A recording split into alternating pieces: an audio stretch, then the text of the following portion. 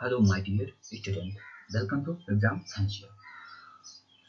UPSI के series को हम लोग आगे बढ़ाते हैं। इसमें हम भारतीय दंड संहिता पढ़ रहे हैं। अब देखते हैं भारतीय दंड संहिता की अगली धारा को। अगली धारा है क्या 320। अगली धारा क्या है 320 है। अब इस धारा में क्या कहा गया है, क्या इस धारा में क्या कहा गया है इसको हम देखते हैं। इसमें बात की गई है उपहित की। क्या उपहित की यानी कि ऐसा काम, ऐसा कार्य जो लोगों के लिए सबसे ज्यादा नुकसानदायक है, लोगों के लिए सबसे ज्यादा नुकसानदायक हो। ठीक, अब कौन कौन से कार्य हैं जिसको घोर उपहित बताया जाए। घोर उपहित में आप अगर ऐसा होता है तो आप किसी को क्या कर सकते हैं, मार भी सकते हैं। क्या मार भी सकते हैं, जिसमें कह सकते हैं सेल्फ टू डिफेंस का अधिकार आपको आ जाता है। तो ये 8 प्रकार के उपहित को बताया गया है। अब ये जो 8 प्रकार के उपहित है वो कौन कौन है इसको हम देखते हैं। पहला जो उपहित है उसको बोलते हैं पुरुषत्व हरण। यानी आपके साथ कोई ऐसी घटना कारित की जाती है किसी के द्वारा, जिसे आप क्या हो जाते हैं, आप कह सकते हैं इसको कैसे मैं आपको बताऊं पुरुषत्व हरण को। पुरुषत्व हरण का मतलब कि आप सेक्स करने के आपके अंदर सेक्स करने की क्षमता समाप्त हो जाती है। क्या पुरुषत्व हरण का मतलब सेक्स करने की क्षमता जो है वो समाप्त हो जाती है, यानी कि आपके अंदर पैतृक जो गुण होना चाहिए या पिता बनने का जो गुण है वो समाप्त हो गया। ठीक है। दूसरा क्या है, दोनों में से एक नेत्र का विच्छेद, यानी एक नेत्र को आपके कोई क्या कर देता है, फोड़ देता है या कुछ भी कर देता है। ठीक है, तो दूसरा उपहित यह है। तीसरा किसी अंग, क्या किसी अंग का विच्छेदन, कोई जैसे हाथ काट दिया या पैर काट दिया। ठीक है। अगला किसी अंग का अस्थायी नाश। क्या किसी अंग का अस्थायी नाश। ठीक, यानी कि ऐसा उसे क्षत किया गया कि दोबारा वो सही नहीं हो सकता। ठीक है। तीसरा है सिर चेहरा का विरूपण। क्या सिर या चेहरे का विरूपण। अगला है अस्थि तथा दांत भंग करना। क्या अस्थि और दांत भंग करना। अगला है श्रवण शक्ति का क्षति। क्या श्रवण शक्ति की क्षति। और अगला है कोई उपहित जो जीवन को क्या संकट में डालता है, कोई उपहित जो जीवन को संकट में डालता है। तो 320 में क्या है, घोर उपहित के बारे में बताया गया है और 8 प्रकार के घोर उपहित का वर्णन किया गया है। अब 312 क्या कहता है, धारा 312 कहता है क्या गर्भपात के बारे में। क्या गर्भपात के बारे में। गर्भपात अगर कोई कराता है तो उसे 3 साल की कम से कम सजा होगी। क्या 3 साल की सजा होगी। और कानून भी है, क्या कानून भी है भारत में कि अगर महिला की जान पर बन जाती है तो वो क्या करा सकता है, महिला वो करा सकती है गर्भपात। लेकिन अगर केवल इसलिए गर्भपात करा रही है कि वहां पर क्या है, लड़की उसके पेट में है इसलिए करा रही है, तो ये क्या होता है, दंडनीय होता है, 3 साल का सजा भी मिल सकता है। 319 में घोर उपहित के बारे में बताया गया। क्या चोट जो है उसके बारे में बताया गया। ये हम लोगों ने क्या देखा, उपहित के बारे में 319 में बताया गया और 320 को हमने क्या देखा था, उसमें उपहित के 8 प्रकार दिए गए हैं। क्या चोट के 8 प्रकार दिए गए हैं। अगला जो धारा है वो 326। क्या 326 का तेजाब से घोर अपहित के बारे में बताया गया। क्या तेजाब से जो घोर अपहित होता है उसके बारे में बताया गया, यानी कि आप पर कोई तेजाब डाल दे। क्या आप पर कोई तेजाब डाल दे, तो ये 326 खा के अंतर्गत क्या बताया गया है। अगला 330 है। 330 धारा में क्या बताया गया कि कुछ बयान लेने के लिए, कुछ उगवाने के लिए यातना देता है। ठीक है, तो वही एक अपराध होगा। क्या वह एक अपराध होगा। जैसे एग्जाम्पल से समझते हैं, अब कोई पुलिस क्या करता है, कोई पुलिस किसी बात को उगलवाने के लिए वो यातना दे रहा है। क्या यातना दे रहा है, और हो सकता है कि आप वो ना जानते हो, लेकिन पुलिस बार बार केवल ये कह रहा है कि आप बताइए कि हाँ आपने किया है, आप बताइए आपने किया है। ठीक है, तो ये क्या माना जाएगा, अपराध माना जाएगा। क्या अपराध माना जाएगा। ठीक है। 339 और 340 हम लोगों ने देखा था। क्या सदोष अवरोध और सदोष परिरोध। क्या सदोष अवरोध और सदोष परिरोध। ठीक है। अब सदोष अगर अवरोध आपने किया है तो 1 माह का सजा होगा, और अगर सदोष परिरोध किया है तो 1 वर्ष का सजा होगा। तो सदोष अवरोध क्या? सदोष अवरोध यानी कि आप किसी को जाने नहीं देते। जैसे रास्ता आपने रोक लिया, जहाँ उसका अधिकार है कि वहाँ वो जा सकता है, लेकिन आप क्या करते हैं कि वहाँ उसको को जाने नहीं देते। जैसे एग्जाम्पल इसको कैसे बनते हैं, जैसे कोई आंदोलन चल रहा है, आंदोलन में कुछ लोग क्या करते हैं, सड़क को क्या करते हैं, सड़क को बंद कर देते हैं। सड़क को बंद कर दिया तो वो किस में आएगा? सदोष अवरोध में, कि लोगों का जाने का अधिकार है कि उस सड़क से जाए, लेकिन आपने क्या कर दिया है? बंद कर दिया। तो इसमें आंदोलन में तो कोई कुछ नहीं होता, लेकिन अगर कोई व्यक्ति, निजी व्यक्ति ऐसा कार्य करता है तो क्या होता है? उसे 1 माह का सजा दिया जा सकता है। अब सदोष परिरोध क्या है? सदोष परिरोध जैसे आपको ऐसे स्थान पर रखा जाता है जिससे परे आप नहीं जा सकते। क्या? जिससे परे नहीं जा सकते, यानी कि आपको कुछ क्षेत्र में ही केवल आना जाना है। जैसे एग्जाम्पल, आपको एक घर में बंद कर दिया गया, अब आप घर में रहेंगे, घर से बाहर नहीं जा सकते। क्या? तो इसको बोलेंगे सदोष परिरोध, यानी कि आप एक सीमा के अंदर हैं। ठीक है, अगर ऐसा आप करते हैं तो आपको 1 साल की सजा मिलेगी। क्या? आपको 1 साल की सजा मिलेगी। ठीक है, 350 क्या करता है? 350 हमला से संबंधित। किससे संबंधित? हमला से संबंधित। ठीक है, 350 में ही आपराधिक बल के बारे में क्या? आपराधिक बल के बारे में बताया गया। ठीक है, अब आपराधिक बल क्या होता है इसको देख लेते हैं।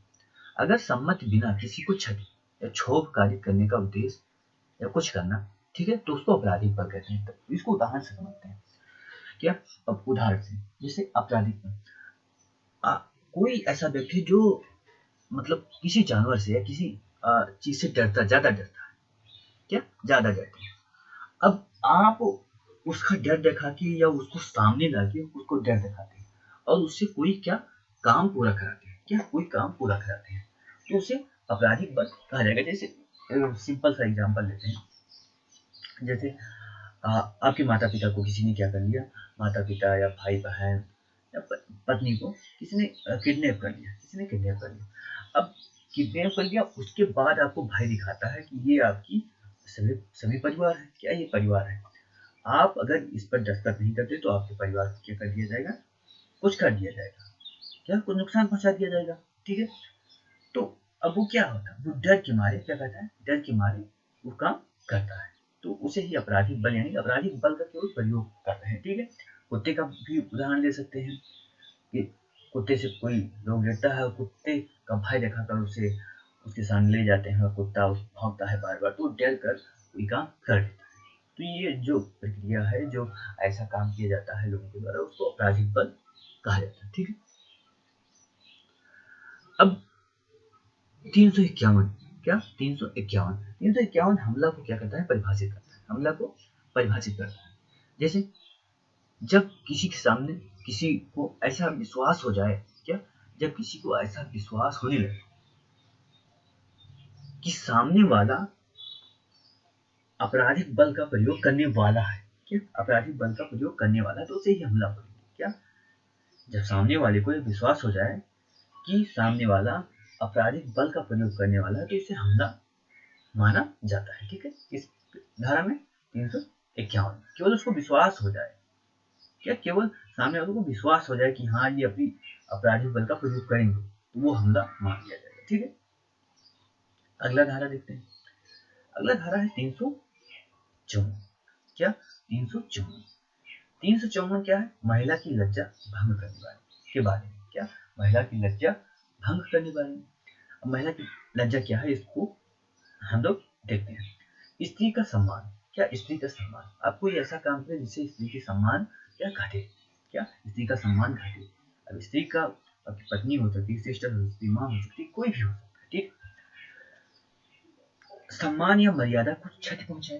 क्या? उसके सम्मान या मर्यादा को आप क्षति पहुंचाएं। ठीक है, किसी का वीडियो आप बनाए, क्या? किसी का वीडियो आप बनाए, तो क्या है? ये महिला की लज्जा को भंग किया जा रहा है। और आपराधिक बल का प्रयोग करें, महिला पर भी क्या करें? आपराधिक बल का प्रयोग करें, उसको भी महिला की लज्जा भंग करने के बारे में दिया जाएगा। ठीक है, तो ये क्या है? 354 इसमें महिला की लज्जा भंग करने के बारे में बताया गया है। और ये पॉइंट आपको याद रखना है कि स्त्री का सम्मान या मर्यादा को कम किया जाए, ऐसा कार्य किया जाए, आपराधिक बल का प्रयोग किया जाए महिला पर, तो उसे महिला की लज्जा भंग करने के बारे में जानते हैं। ठीक है, अगला है 354 का लैंगिक उत्पीड़न तथा इसके लिए सजा। क्या? लैंगिक उत्पीड़न और इसके लिए सजा। ठीक है, अब लैंगिक उत्पीड़न क्या है? लैंगिक उत्पीड़न मतलब कि आप किसी, जैसे समाज में दो प्रकार के व्यक्ति होते हैं। ठीक है, दो सेक्स हैं, एक महिला एक पुरुष। आप महिला को इसलिए प्रताड़ित करते हैं क्योंकि वो कमजोर है। क्या? इसलिए कमजोर है, या वो पढ़ी लिखी नहीं है, या उसके पास ज्यादा ताकत नहीं है, तो इसलिए ही कर रहे हैं ना, ये इन चार कारण है, तो उसको लैंगिक उत्पीड़न बोला जाएगा। उसके लिंग के कारण कर रहे हैं। क्या? वो ज्यादा आपसे लड़ नहीं सकती, आपसे लड़ नहीं सकती, इसलिए आप ऐसा कर रहे हैं। तो लैंगिक उत्पीड़न आप अगर करते हैं, शख्स को क्या आधार मानकर भेदभाव या कुछ ऐसा काम करते हैं जो क्षोभशील है, उसको लैंगिक उत्पीड़न के अंतर्गत रखा जाता है। तो इसमें क्या क्या है उसको हम देख लेते हैं। लैंगिक उत्पीड़न में क्या क्या बताया गया है सो देखते हैं। गलत निगाह से छूना। क्या? आप क्या करते हैं? गलत निगाह से क्या करते हैं? छूते हैं किसी को, कोई लड़की है, कोई भी है। आप अगर अचानक या दुर्घटनावश किसी पर हाथ लग जाता है तो वो एक अलग होता है, लेकिन आप जानबूझकर क्या करते हैं? किसी को टच करते हैं। क्या? किसी को टच करते हैं तो उसका जो सेंस होता है वो अलग प्रकार का होता है, तो इसको भी लैंगिक उत्पीड़न के अंतर्गत रखा जाए। ठीक है, अगला है शारीरिक संबंध बनाने के लिए आप कहते हैं। क्या? महिला से, किसी महिला से क्या कहते हैं? शारीरिक संबंध बनाने के लिए आप कहते हैं, इतना ही क्या हो गया? लैंगिक उत्पीड़न के अंतर्गत आ गया। क्या? लैंगिक उत्पीड़न के अंतर्गत आ गया। आपको लड़की न जानती न पहचानती, आप उसका पीछा कर रहे हैं, ये भी लैंगिक उत्पीड़न के अंतर्गत आएगा। लेकिन इसको जो लड़की का पीछा करना, ये अगले धारा में है। अगला है अश्लील पुस्तक दिखाना। क्या?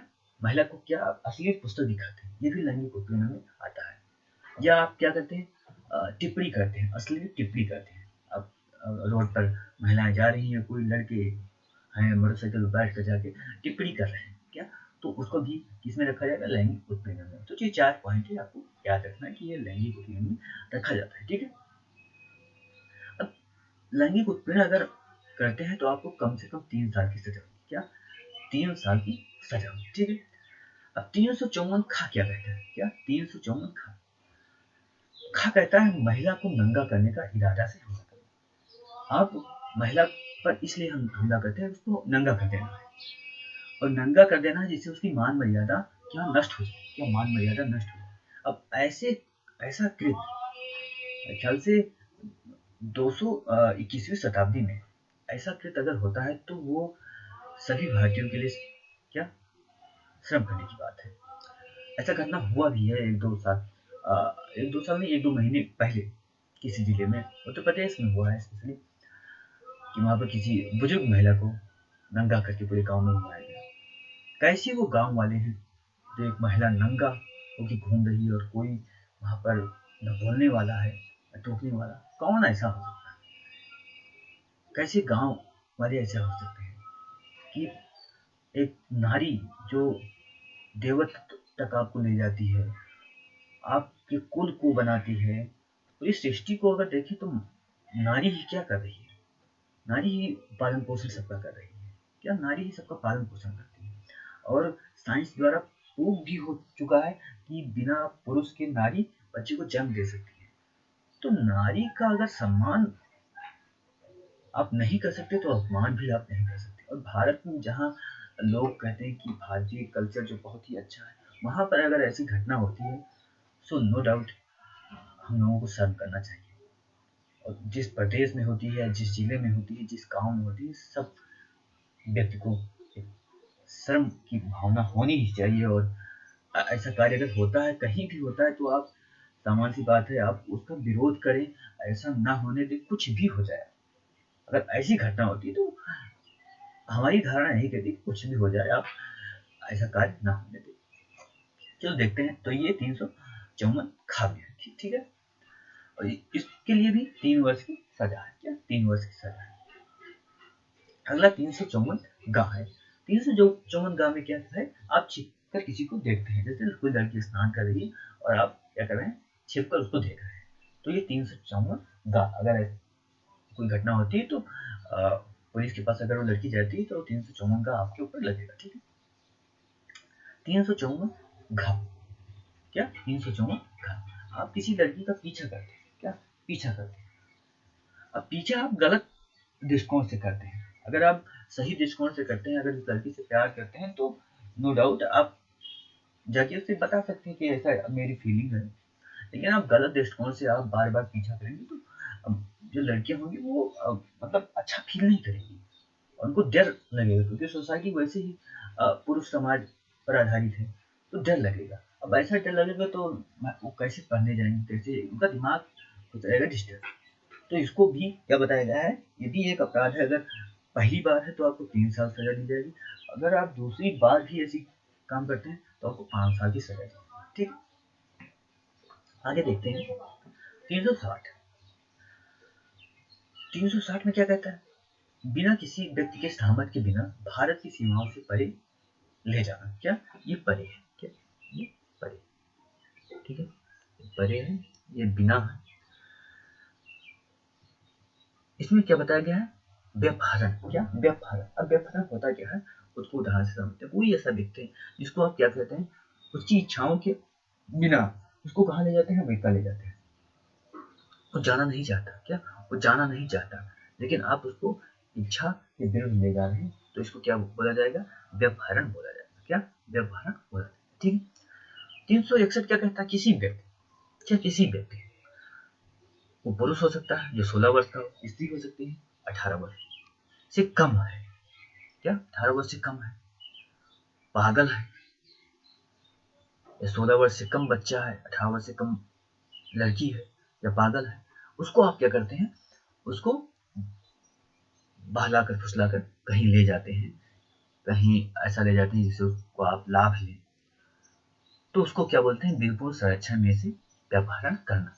यानी अभी ना 18 साल की लड़की पूरी हुई है ना 16 साल का लड़का, मतलब उसका कह सकते हैं एक जो विकास की अवस्था या वयस्क की अवस्था है वहां पर नहीं पहुंची है, या पागल है, तो उसको आप बहला फुसला सकते हैं।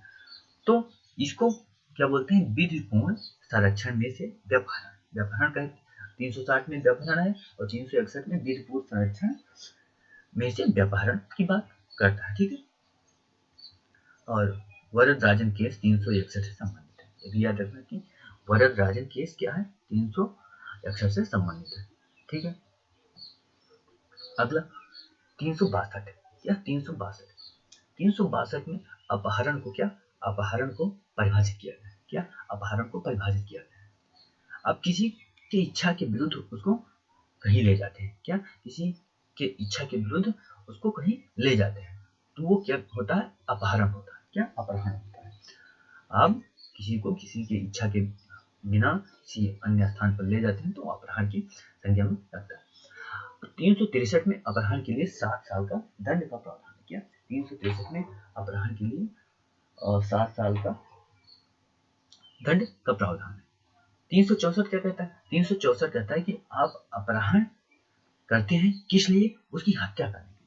क्या उसकी हत्या करने के लिए आप अपहरण करते हैं, तो आपको क्या 10 साल की सजा मिलेगी। क्या आपको 10 साल की सजा मिलेगी। 364 का क्या, 364 का आप अपहरण करते हैं किस लिए, फिरौती के लिए। क्या फिरौती के लिए, फिरौती क्या होता है कि आपने अपहरण किया और आप बहुत फोन करके बता रहे हैं कि आप मुझे 10 करोड़ 5 करोड़ 6 करोड़ आप इतना दे दो, तब मैं आपके बच्चे को, पत्नी को या माता पिता को छोड़ूंगा, तो उसी को बोलते हैं क्या, फिरौती, यानी छोड़ने के बदले में पैसा मांगना। ठीक है, अब ये अगर आप ऐसा काम करते हैं तो आपको क्या आजीवन कारावास का दंड मिलेगा। क्या आजीवन कारावास का दंड मिलेगा। ठीक, 364 का 375 क्या, 375 में रेप के बारे में। क्या 375 में रेप के बारे में। ठीक है, 376 में दंड का प्रावधान है, अगर कोई रेप करता है किसी लड़की का, किसी महिला का, तो उसे 10 साल का सजा या आजीवन, क्या आजीवन कारावास दिया जाएगा। ठीक है, 376 गा सामूहिक रेप के बारे में बताता है। क्या 376 जो गा है वो किसके बारे में बताता है, सामूहिक रेप के बारे में। 1997 में विशाखा बनाम विशाखा गाइडलाइन, कुछ ऐसा पूछा जा सकता है, विशाखा गाइडलाइन कब आई, तो 1997 में आई। किससे संबंधित है ये, महिला उत्पीड़न या महिला के सशक्तिकरण या क्या रेप ऐसे अगर शब्द आते हैं तो उससे संबंधित है। यहाँ पर सुप्रीम कोर्ट ने क्या बताया? सुप्रीम कोर्ट ने बताया कि ऐसा ऐसा कार्य, राज्य को बताया ऐसा ऐसा कार्य करो जिससे महिलाओं की सुरक्षा क्या हो, सुनिश्चित हो। अगला है 377। क्या 377? 377 को सुप्रीम कोर्ट ने आंशिक रूप से क्या कर दिया है, उसको असंवैधानिक कर दिया है, ठीक है। और आंशिक रूप से अभी है भी, यानी कि 377 को पूर्ण रूप से सुप्रीम कोर्ट ने समाप्त नहीं किया है, अभी है भी, लेकिन कुछ अंश तक उसको हटा दिया। जैसे कुछ अंश तक उसको एग्जाम्पल से समझते हैं। 377 में के अंतर्गत पहले अगर दो पुरुष शादी करना चाहते हैं, दो पुरुष साथ में रहते हैं पति पत्नी की तरह, तो उसको क्या माना जाता था? दंड, अपराध माना जाता था और दंडनीय था। किंतु अब क्या सुप्रीम कोर्ट ने कर दिया कि पुरुष और पुरुष साथ रह सकते हैं, महिला साथ रह सकती है, महिला शादी कर सकती है, पुरुष शादी कर सकते हैं। तो वो उसे अब क्या कर दिया गया? हटा दिया गया, पहले दंडनीय था, ठीक है। अगला जो 377 धारा का पार्ट था वो था कि प्राकृतिक विरुद्ध इंद्रिय भोग। क्या? प्राकृतिक विरुद्ध इंद्रिय भोग। तो ये तो पुरुष हो गया। और दूसरा इसका पार्ट था कि आप जानवरों के साथ क्या करते हैं? मैथुन करते हैं। क्या? जानवरों के साथ हम मैथुन करते हैं। तो वो अभी भी क्या, अगर आप जानवरों के साथ सेक्स करते हैं, मैथुन करते हैं, तो अभी भी आपको दंड मिलेगा। क्या? अभी भी दंड मिलेगा। लेकिन आप पुरुष के साथ करते हैं, शामल से करते हैं, तो वो आपको अब अपराध नहीं माना जाएगा। क्या? 377 यही बताता है, ठीक है। 376 का है और खा। क्या? 376 का और खा। तो 376 का खा में क्या बताया गया? 12 वर्ष से कम महिला। क्या? आप 12 वर्ष से कम है। क्या? 12 वर्ष से कम महिला को क्या करते हैं? अगर 12 वर्ष से कम महिला का रेप करते हैं तो आपको 20 वर्ष या आजीवन कारावास आपको दिया जा सकता है। क्या? आजीवन कारावास आपको दिया जा सकता है 376 में, 12 वर्ष से कम महिला पर, ठीक है। अभी हमने क्या देखा? 375 में रेप को देखा, 376 में दंड का प्रावधान है। 376 का में क्या है? 376 का खा में क्या है? 12 वर्ष से कम महिला के साथ अगर सेक्स करते हैं या रेप करते हैं तो वो क्या होगा? आजीवन आपको कारावास मिलेगा, ठीक है। अगला 376 खा को देखते हैं। क्या? 376 खा को 376 खा में बताया गया है कि पति पत्नी पृथक रूप से रह रहे हैं। क्या? पृथक रूप से रह रहे हैं, या पृथक कह सकते हैं, तलाक नहीं हुआ है लेकिन दोनों अलग अलग रह रहे हैं कि हमें हमें पसंद नहीं है तुम्हारे साथ रहना। और उस समय अगर पुरुष सेक्स करता है महिला के साथ उसकी मर्जी के विरुद्ध, तो वो भी क्या? बलात्कार की श्रेणी में आएगा। क्या? वो भी बलात्कार की श्रेणी में आएगा। अगर पति पत्नी पृथक रूप से रह रहे हैं और उस दौरान पुरुष क्या करता है? महिला के साथ सेक्स करता है, तो वो भी बलात्कार की श्रेणी में आएगा। 2 वर्ष का सजा भी हो सकता है, ठीक है। सो हम लोग आज इतना ही, 376 हो गया हम लोगों का। अगला हम देखेंगे 378 और उसके आगे। तो आज के वीडियो में इतना ही, फिर मिलते हैं। Have a nice day.